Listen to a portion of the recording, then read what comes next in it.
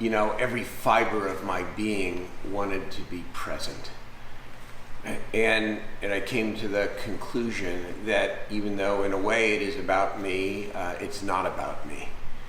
And that I wanted the message and the protesters to be the story. And I did watch it on television and kept track, and I will tell you I was very moved. It was a powerful expression of the anger and the rightful demand that we not only talk about change, but we act upon it. And I am digging deeper in myself than I ever have before, and I've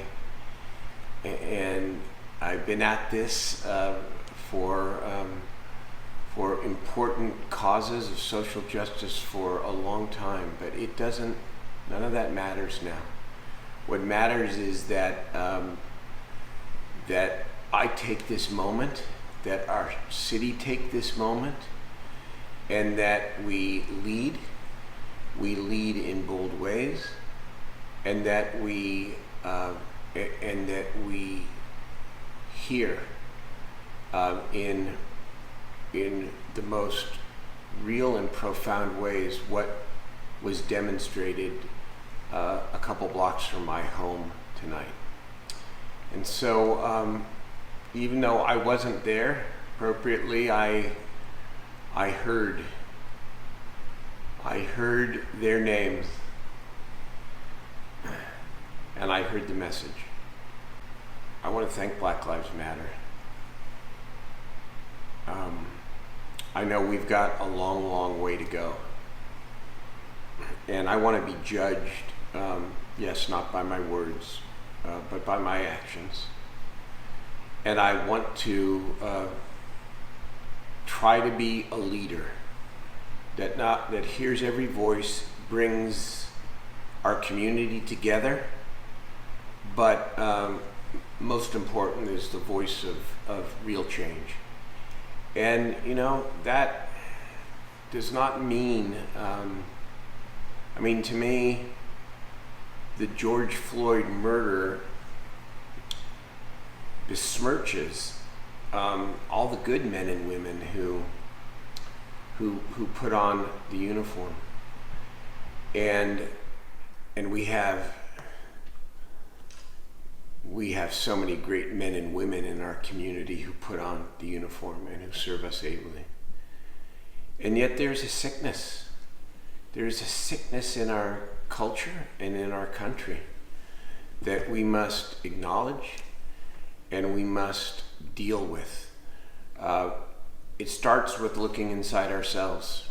I'm a 60-year-old white mayor of a very diverse city, and for me that comes with even greater responsibility and with an even greater obligation to, as I said earlier, to dig deeper and to be a voice, the lead voice for what people rightfully expect and what was demonstrated a couple of blocks from my home this evening in a peaceful, beautiful, beautiful way. This is something that will stay inside of me. See, I said this to Tony Bijak, and I know you printed it, maybe I can expand on it a little bit, which is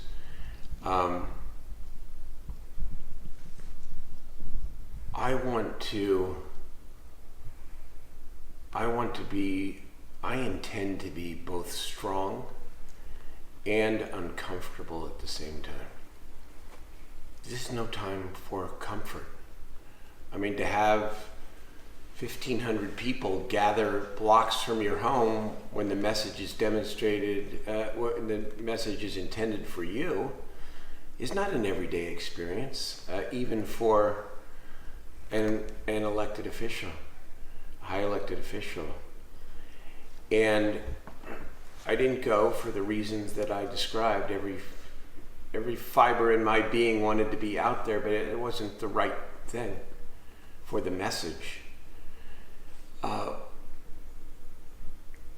But I would consider this one of the most important nights of my career. Why is that? What's that? Why is that?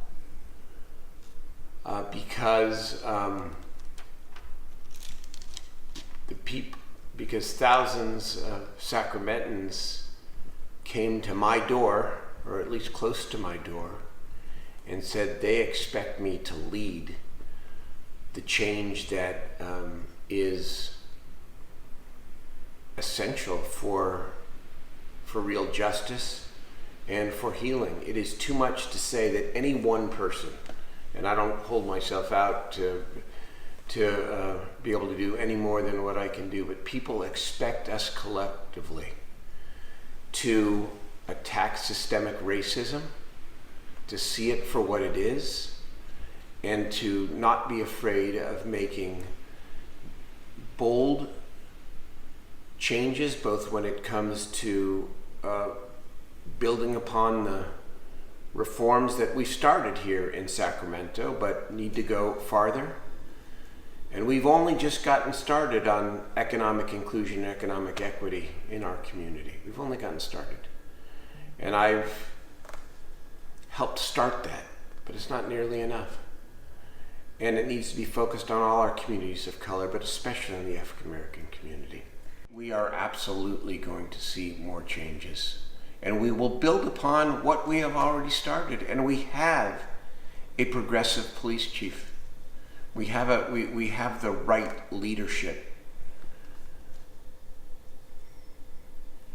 But yes, what we did was a very hopeful and important start after Stefan Clark, and we can go through all the litany, and all of that was very important. The foot pursuit policy, the most far-reaching, most far-reaching body camera policy at the time in the state and in the country. But the people do not want to hear on that front and or on the economic equity front. They don't want to hear about what we have done. And I don't want to talk about all that we have done. I want to talk about and act upon what we are going to do. That's what matters now.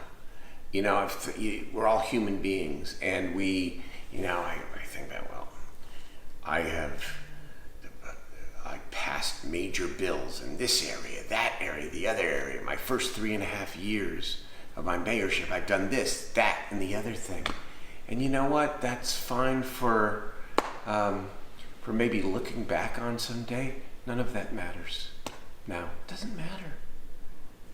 People don't want to hear, and they're right. They don't want to hear what we have done. They want to know what we are going to do.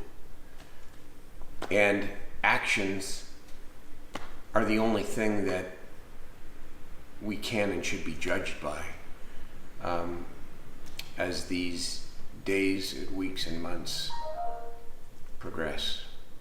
So I know that the true test is, well, what happens when the protests are reduced or they're lesser? Because that will happen. We have to continue to be uncomfortable. We have to demand that of ourselves, because certainly 1,500 people, who I think represent a much broader part of Sacramento, they're demanding that we stay uncomfortable. and that we focus, and that we translate broad concepts into real policy changes and into real action. I feel it. I'm used to taking heat, taking criticism. This is different because it is about fundamental human values. It's about the essence of justice, and it's about the core of what I've always believed, that to treat people differently because of who they are, because of the color of their skin, is the most abhorrent thing one human being can do to another. And the truth is that society has been doing it to African Americans for centuries. And so, you know, I go back to my own, being. I mean, I'm a Jewish American, and even though the modern day experience of Jewish Americans is nothing like the plight of African Americans, I have always felt a very deep connection, because I know what happens, we know what happens when people stay silent and when injustice is allowed to continue.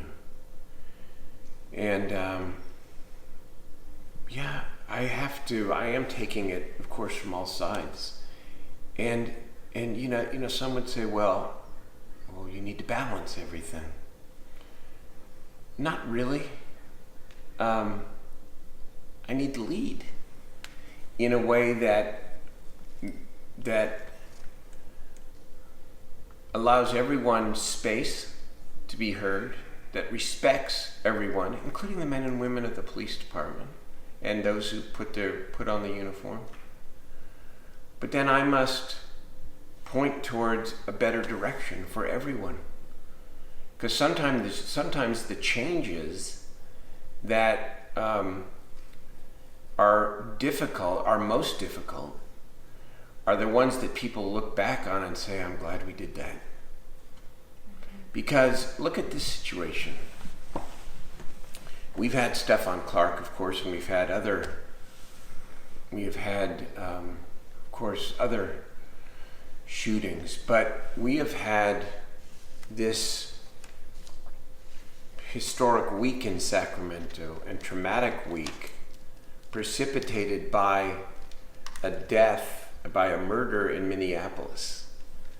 This is bigger than any of us, and we have to see it as bigger than any of us.